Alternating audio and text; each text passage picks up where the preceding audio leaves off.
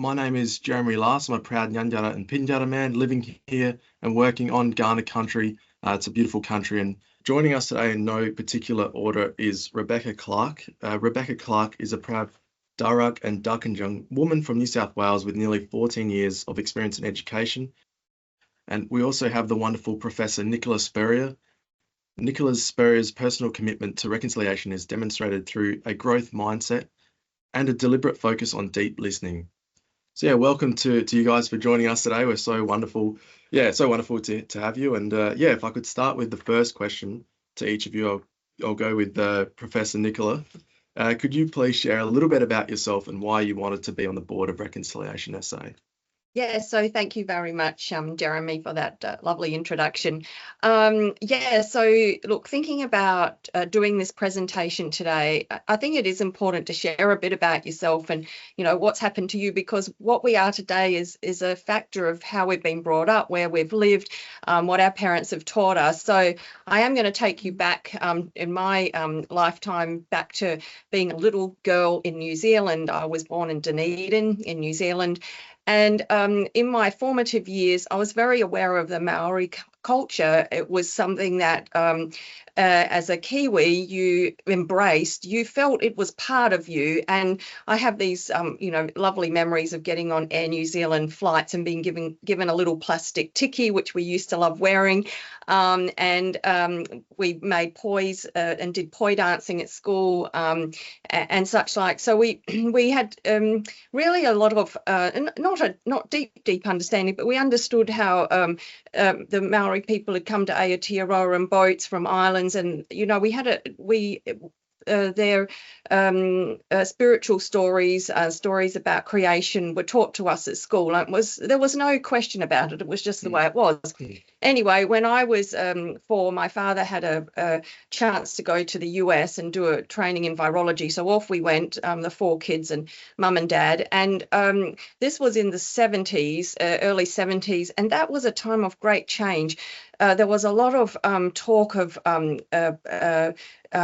what had happened to the slavery that had happened in the US, and people were there were the freedom marches, the fight for freedom. And there was also where I lived in Albany, New York, a lot of academic institutions that had wonderful displays about American, Native American people, also the Inuit. We got all of this history and we loved this culture. So we'd dress up and have the feathers on. We'd make teepees in our backyard. It was just something that, it was really joyous, actually. So coming back to New Zealand, and then my dad said, I've got a job in Adelaide. Well, my sister and I, we were the eldest. We were not happy. We didn't want to come to Australia because we had friends in New Zealand. And we said, and I remember my father said, it'll be okay, kids. You're going to learn about Aboriginal people, and there's another culture out there. And so my whole background was actually about the joy of the diversity of cultures and learning about different cultures.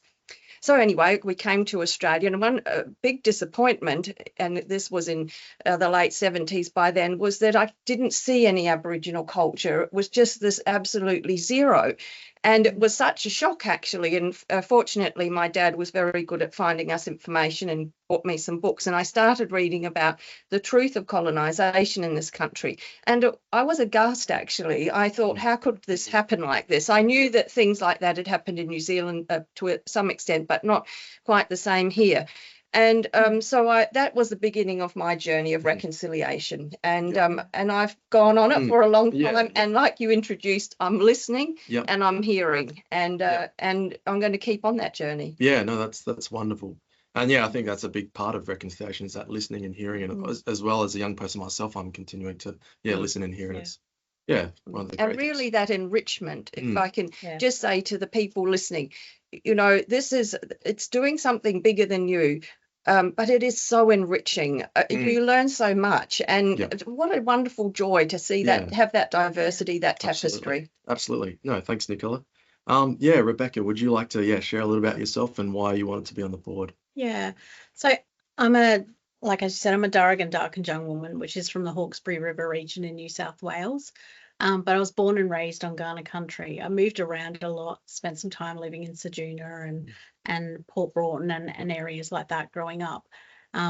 I remember moving around so much. I had like 13 first days at school, which is always interesting. Yeah. But it's exactly what you were talking about. It's that growth and that journey of learning, and for me, that's just, it's a part of my soul. I couldn't imagine a world where I wasn't able to continuously grow and learn. And so wanting to embed cultural responsive practice in everything I do is a huge driving force. And so for me, I work in the educational leadership setting, and it's wanting to be on the board was more than just wanting to be a part of something. So that's so amazing. There was so many different elements to it. I really value truth telling and advocacy, and it's just a part of growing up as an Aboriginal woman and as an Aboriginal girl, wanting to be able to give back to all the things that, you know, have been in place to help people like me to be able to get to where I am. And so for me, I remember a day just after I had a particularly terrible Australia Day, and then the referendum.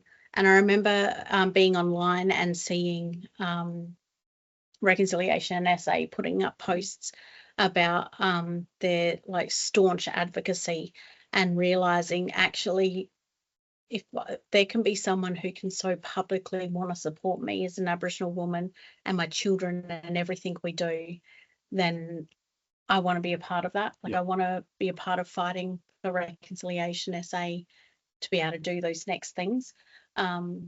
It's just embedded in everything. Like I couldn't even tell you the like ins and outs of it. It's embedded in everything. Yeah, absolutely. And yeah, as you said, being in the education sector for nearly 14 years. Yeah, just over now. Yeah, just over now. It's just, you know, it's so important. It starts with like reconciliation starts with education, and Indigenous knowledges that need to be embedded in that. And so I suppose, you know, when I was going through school, I didn't really get that, you know, which was unfortunate. It's a lot of that colonization. Yeah, I agree. So we need to obviously decolonize our sort of education system as well. So okay, let's go with question number 1 after this one. Nicola, what do you see as future considerations in the reconciliation journey in South Australia? Look, I think it's good to have a really great goal, like an end point. So, you know, that sort of Martin Luther King, I had a dream. You've got to have a dream, right? And see where it is and how we will get there. And that whole concept of strength-based, I think is so important. And so my dream is that everything about Aboriginal culture is actually celebrated by every South Australian. And I don't mean that in terms of beautiful art. And we're at a building today with some absolutely fabulous Aboriginal artwork. And I think Australians have really caught on, and that's quite an industry now, the absolutely fabulous artwork. And there is also a big push for Aboriginal musicians to be part of the mainstream, you know, and we had that wonderful Spinifex group at the breakfast, and there's so many wonderful Aboriginal musicians and such like. But I've been reading Uncle Lewis's book, The Clock Struck 13, and I'm going to recommend that to everybody listening today. It's such a great read. And there's things about Aboriginal culture and the ways of thinking and the paradigms and the way of organising ourselves as a society that I believe really could be embedded, and we should be thinking about that in terms of celebrating that. So some of those, for example, is as a community, Aboriginal people thought of themselves as a collective. It wasn't about the individual. And in public health, when we're thinking about improving the health of the whole population, that's an important concept, because you remember during the pandemic, we all had to do things that actually improved the health of everybody. It might have been inconvenient at the time to be in quarantine, but you knew you were doing it to help everybody else out. And that sort of collectivism is a characteristic of Aboriginal ways of being, ways of thinking. Yeah. Yep. And it's a wonderful, actually a wonderful sort of concept. The other that Uncle Lewis was telling me about was in terms of counting. So we count as 1 + 1, 2 + 1, 3, 4, 5, 6, and so on up until infinity, adding 1 all the time. And Uncle Lewis was explaining to me, actually, an Aboriginal concept is thinking about a group, because you couldn't, when you've got a large number of kangaroos, no point just counting all of them, because it didn't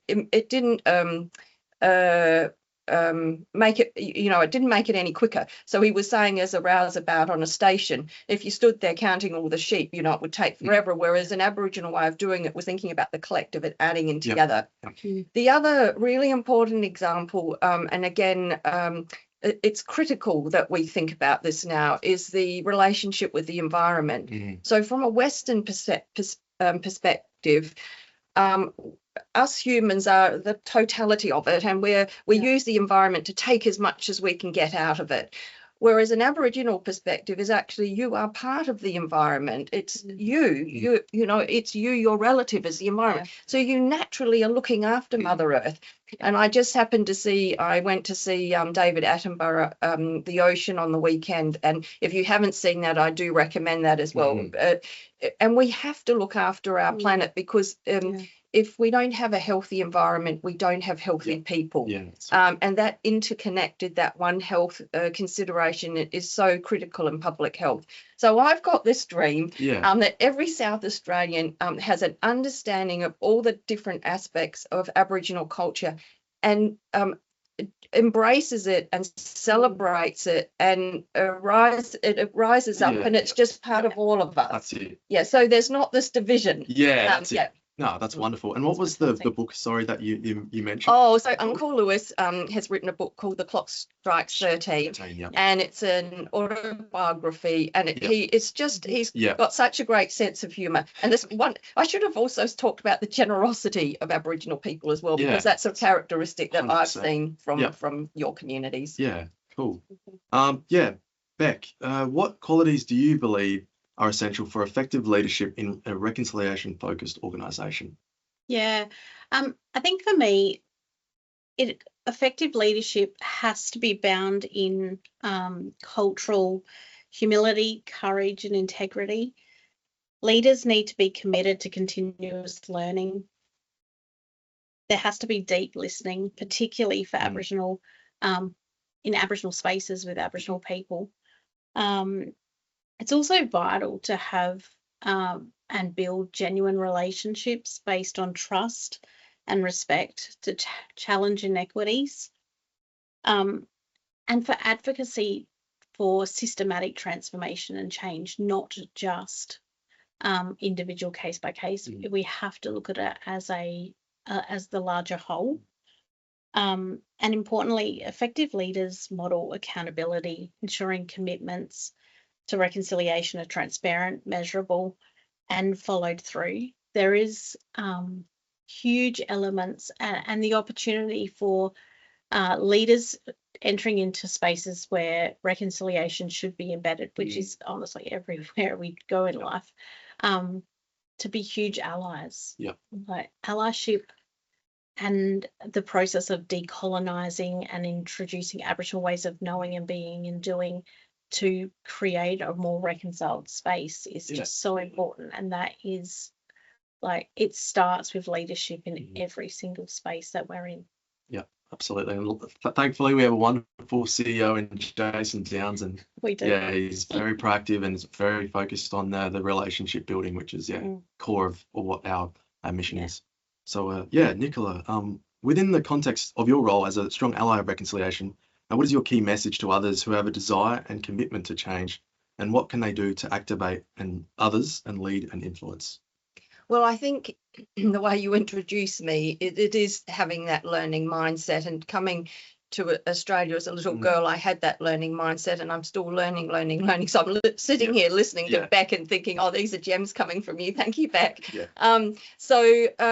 Listen, and one of the things I went to medical school and I did pediatrics, and I said to my mama, she's a pathologist actually, and I said, I want to go and work in Aboriginal communities in the outback. And she said, well, you're better off doing some training. So I ended up doing pediatrics. And so I was more in town and I hadn't had that opportunity to really work in the areas I wanted to. But eventually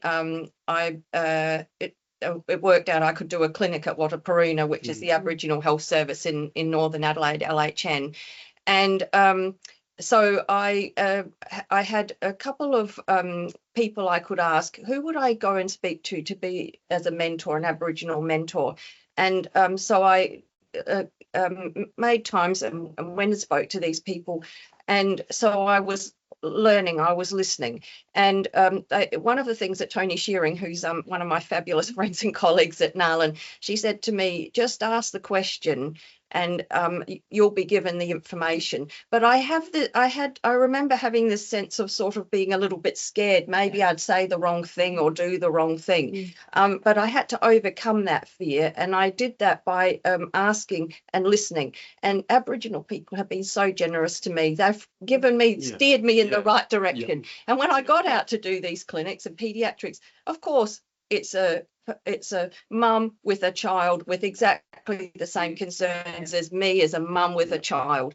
No different, so much the same, very little difference, So I'd say take the time, build strong relationships, make friends, have fun. The fun that I'm having with all my Aboriginal friends and colleagues is amazing. So, and listen, learn.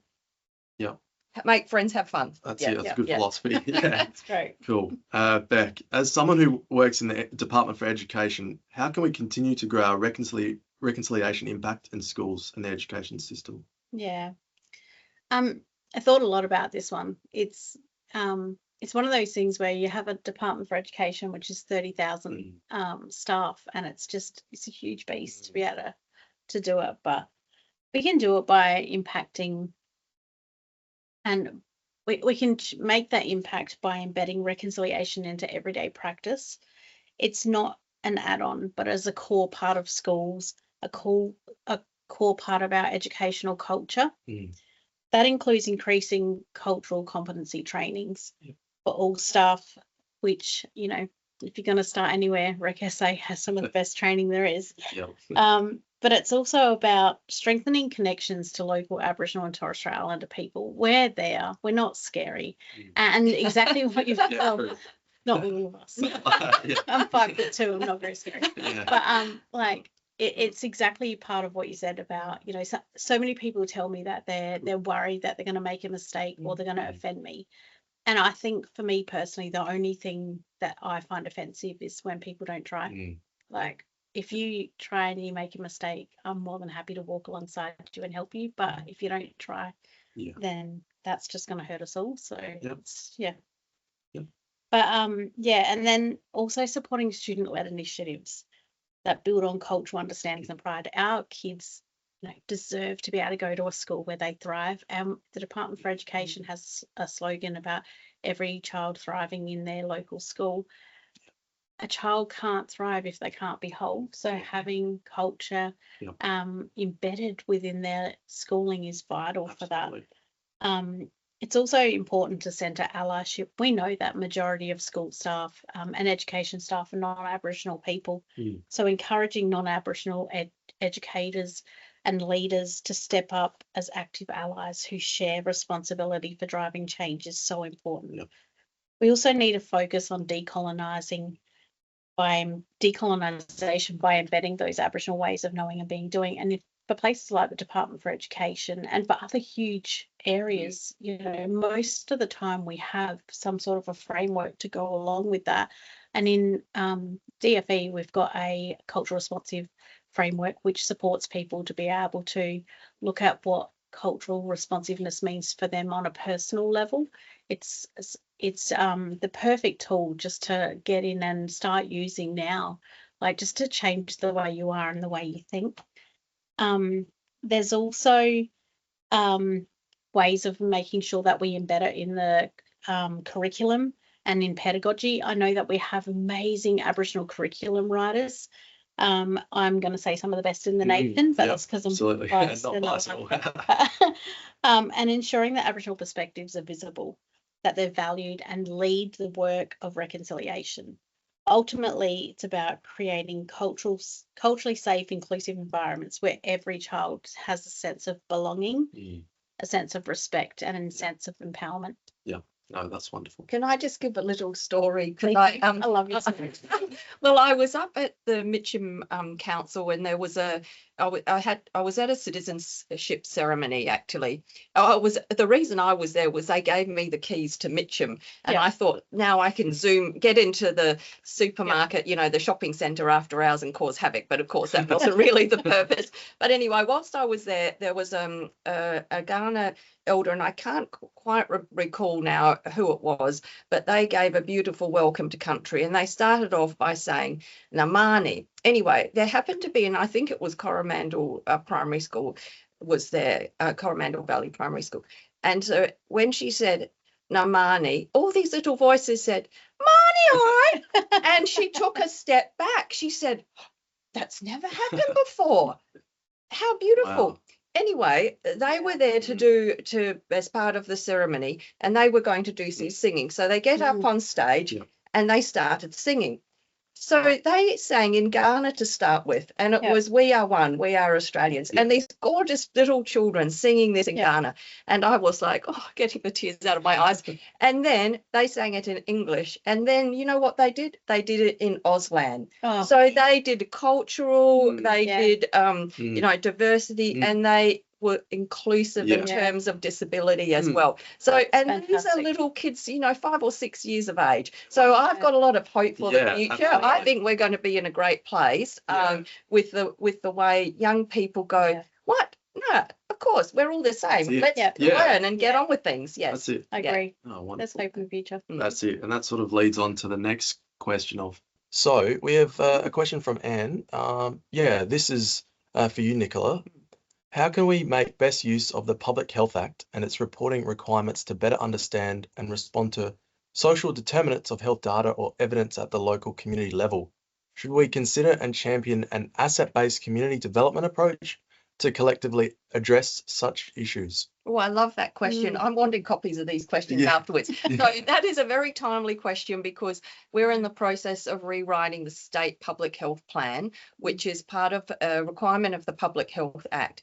And at the beginning of that revision 6 months ago, and we're right in the middle of it now, I said to my team, we can't have Aboriginal people at the end of this consultation. So I'm very lucky I have Nikki Clinch and Courtney Ryder. They're on the South Australian Public Health Council as council members. So they're part of my advisory group. We've reached out, we've had the Aboriginal Health Council as well as part of that early discussion. And most recently, we had a sort of closed workshop for Aboriginal people as part of the consultation where they could really say what they thought needed to happen for public health. And yes, the people's health is determined by their environment, their social environment, their built environment, their cultural environment, the economic environment that they find themselves in. I haven't even mentioned a hospital yet because actually most of people just being healthy starts before that time. And so those elements will be embedded in our state public health plan. We also have to have a chief public health officer's report, or I have to, as CPHO, and we're looking to try and democratise data a bit better. And again, I'm going to mention Courtney Ryder, a professor at Flinders University, has got a research grant, and we're in the early stages of doing that consultation, which includes with community, with Aboriginal communities and local government, broader community as well, so that we can have that data more embedded in what communities' needs are. So that's just a few examples, but it's a great question, completely aligned with what I'm trying to achieve. But give me a bit of a chance to get there. Yeah. Wonderful. Thanks, Nicola. Beck, there's a question for you in there. What importance do you place on the collection of Indigenous stories? Oh, wow. So for me, First Nations stories, they're more than just stories. They are our being. They're our ancestors, they're our history, they're our everything. Yep. Like, I don't think I would be the person today that I am today without that. And so for me, there has to be a prioritization of supporting First Nations stories. We are an oral community. We don't, we haven't documented everything the way that we should. The way that we should now. And so for me, it's so important to have those things. There's no way we could share everything we're doing with our kids if we didn't have a collection of those stories. Our community doesn't have the same way of working and sharing stories that it used to, pre colonization. So we have to rely on them 100%. Like, if you have the opportunity in some way to preserve and promote and encourage Aboriginal and First Nations culture and histories, do it. Absolutely, yeah. No, some of the best storytellers are blackfellas, and they always make it funny, and you always remember as well. So, yeah. If there's no more questions in the chat, I've got one more question for you two. With NAIDOC Week obviously coming up next week, I sort of call it Black Christmas for all of us mob as well. I love it. Yeah, we do. It's amazing. It's a good time to catch up with everyone again. That. Yeah. So, Professor Spurrier, what does NAIDOC Week mean to you? And with this theme being the next generation, strength, vision, and legacy, what does that mean to you? Well, look, NAIDOC Week to me is a real celebration of Aboriginal culture, and I explained that was more than the visual arts. It's the oral, it's the singing, but it's a way of thinking and the way of doing. And just give me the tagline, and then I can. Yeah. So the next generation, strength, vision, and legacy. Yeah. So actually, this next generation, we've already talked about how wonderful young, the young children, they just cut through the crap. Sorry, I remember when there was all of those terrible things that was happening in the Northern Territory, and young ones were in detention centres. And my child Hugo, he's 17 now, but when he was little, and he asked me, "What is this about?" And I told him, and he said, "Oh, Mum," he goes, "they don't need to be locked up. They need a family. They need love." Like, he was 6. I thought, goodness me, a 6-year-old can work this out. So that next generation, really important. In fact, Nikki Clinch said, Nicola, when we're doing the state public health plan, don't just think about the next generation. In Aboriginal, we think of 7 generations ahead. Yeah.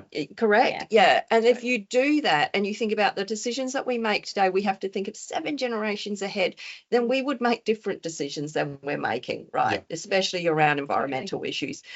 So definitely strength. Again, a vision. I told you what my vision is. Be visionary, be bold. You can change the status quo on the things that you're doing, in the work that you're doing, wherever you happen to be in your career or in your family life.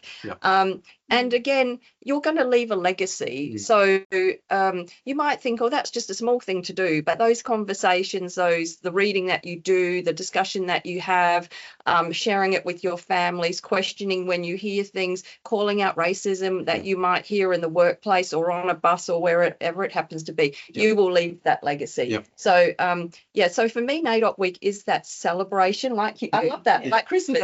And I've got something planned for my team. Is my small executive team. We're going to go to the Lowitja Donahue. There's a exhibition, and her niece is. We've signed up to have a tour. Her niece is going to show us all of these wonderful things to do with Lowitja, and of course that's health as well. So for us, it's really a great thing to do that week. Absolutely, thank you. Yeah. Beck, what about you? What does NAIDOC Week mean to you? And with this theme, obviously, I'll repeat it again. The next generation, strength, vision, and legacy. What does that mean to you, especially as an Aboriginal woman? Yeah, well, it is Black Christmas. It definitely is. It's one of those moments where my whole worlds get to collide at the same time. So I'm no longer, just working in, corporate education, or I'm no longer a school-based AW or whatever it is that I am. I'm no longer, a nurse who just happens to be an Aboriginal woman as well and kicking ass at it. I become my whole self, and I'm allowed to be myself I'm allowed to be out and loud and proud. And in our society, you know, Aboriginal people aren't always allowed to be loud and proud. But that's the one week where everyone around me is just as loud and just as proud, no matter who we are. For me, it started like a few years ago. I stepped out of working in an Aboriginal space for the first time in just over 10 years. And so I started working with a team of primarily non-Aboriginal people. And I was so excited because NAIDOC Week's always been like the biggest week for us. And I went to my colleagues and I was like, oh, who's coming to the march? And I invited every one of my colleagues, and I have like there's like 700 people in my board team. And one person rocked up, and I was like heartbroken. And the next year, and I told that story to at our leadership days, because I'm not backwards and coming forwards. And so I told that story, and then the next year I had 40 people come with me. And then last year we had seen at least 82 staff members, and apparently there were more out there. And so it's, for me, NAIDOC Week is not about, it's not just about Black Christmas. It's about creating a world that is striving towards something else. It is about reconciliation, but in a way that is really getting to celebrate it. Also remembering we have such a, you know, strong, proud, strong history that happens to be a very dark history as well. So acknowledging all of that and all of the hurt that comes with it.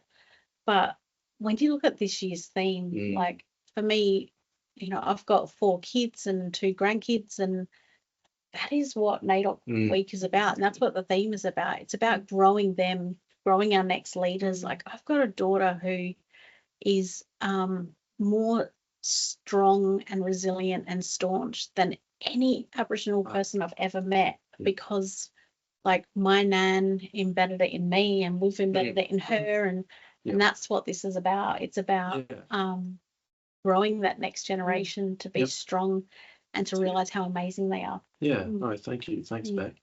Cool. Yeah, we have about 5 minutes left, so I think we should ask you the same question. The next generation. Wow. I mean, as a proud, Nyanja and Pinjo, young man myself, and brought up by, you guys may know the wonderful Bonda Last, who's a singer in Adelaide, and just growing me up very staunch and proud of my culture, and I just really want to, I guess, do what I can for my people and the next generation. And also, I might not have all the knowledges, and that's why as young people we can, talk to our old people, and there can be sort of a knowledge transfer, whereas our old people, they've been through the challenges in the past before, and they, if they're looking for people with energy, there's myself and plenty of other young people as well. So if we can team up with, our old people with knowledges and then young people who are passionate, I think we can create a wonderful team to tackle on the next problem. So I think the future is looking pretty bright. So great. Thank you. Thanks for asking that. Cool. So I just wanted to thank each of one of you members coming in to engage with us. And as we wrap up, do you guys have any final comments you would like to say? Or just, as an Aboriginal woman, it really does make me proud to see how many people, like there's 38 people on right now, like, and I didn't get to go to the actual breakfast because I was at the regional one, which was amazing down in Mount Gambier. So if anyone's here from there, you guys rocked. But like just getting to see the real acceptance and fight that everybody has is just it's so rewarding, and it keeps us going and helps us to fight harder. Yeah, absolutely. Nicola? Oh, I just don't think I could think of a better Monday morning to spend time with you two. And then I've been learning and listening. So, but thanks everyone for being online today. Yeah, thanks for each of your comments. So, thanks again to everyone who joined us today. And we value your membership with us so much, and it makes a significant difference to what we can do with a small but passionate team. And remember, each one of you online plays an important part in reconciliation journey as well. So no matter how big or small your contribution, please keep advocating for reconciliation in South Australia, so that one day we can reach healing and truth telling in this country.